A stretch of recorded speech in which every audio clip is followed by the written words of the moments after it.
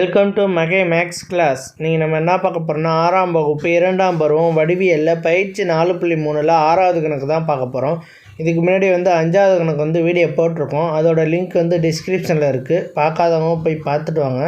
இப்போ வாங்க கணக்கு பார்க்கலாம். 6வது கணக்கு ஏபி 6 சென்டிமீட்டர் அளவு உள்ள கோட்டு துண்டு வரைக. அக்கோட்டு துண்டின் ஒவ்வொரு முனையிலும் ஏபிக்கு செங்குத்து கோடு வரைக. அவ்விரு செங்குத்து கோடுகளும் ஒன்றுக்கொன்று இணையாக உள்ளனவா? இதான் கொஸ்டின் கொடுத்துருக்காங்க. ஏபி 6 சென்டிமீட்டர் அளவு உள்ள ஒரு கோட்டு துண்டை வரைய சொல்லியிருக்காங்க. ஏபி 6 சென்டிமீட்டரில் அந்த கோட்டு துண்டை நம்ம வரைஞ்சிக்குவோம். ஸ்கேலை வச்சுக்கிட்டு எவ்வளவு 6 சென்டிமீட்டர், 0லேருந்து 6 சென்டிமீட்டர் வரையும் நம்ம எடுத்துக்குவோம்.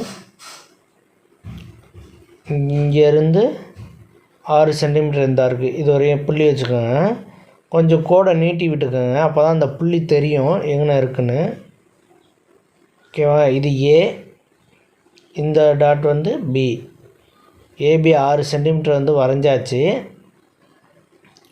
கோட்டு துண்டு வரைஞ்சாச்சு.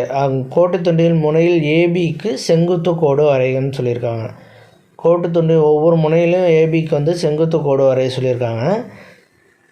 செங்குத்து கோடை நம்ம எதை வச்சு வரைவோம்னா மூளை விட்டத்தை வச்சு தான் வரைவோம். பி புள்ளியிலையும் ஏ புள்ளியிலையும் கரெக்டாக வச்சு நம்ம வரையணும். ஃபஸ்ட்டு நான் பி புள்ளியில் வச்சுக்கிறேன். கரெக்டாக மூளை விட்டத்தை கரெக்டாக அந்த கோடு எல்லாம் ஒன்றாவே இருக்க மாதிரி வைக்கணும்.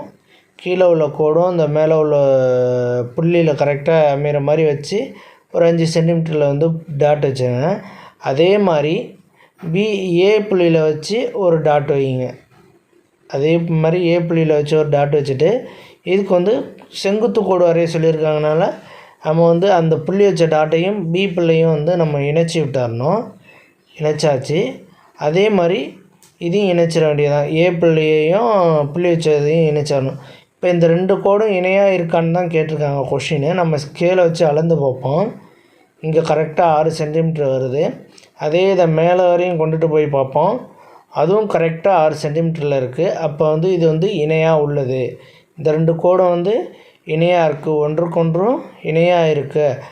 உள்ளனவான்னு கேட்டிருக்காங்களா, இணையாக உள்ளனவான்னு கேட்டிருக்காங்களா, ஆம்னு எழுதணும். ஆம்னு எழுதினாலே போதும். இணையாக உள்ளது இதுவும் எழுதினாலும் போதும். இணையாக உள்ளது அப்படின்னு எழுதலாம். இல்லைன்னா ஆம்னு எழுதினாலே போதும். அவ்வளோதான் இந்த கணக்கு. நம்ம நெக்ஸ்ட் வீடியோவில் பார்க்கலாம். இந்த வீடியோ பிடிச்சிருந்தா லைக் பண்ணுங்கள், கமெண்ட் பண்ணுங்கள், ஷேர் பண்ணுங்கள், சப்ஸ்கிரைப் பண்ணுங்கள். அந்த பெல் பட்டனை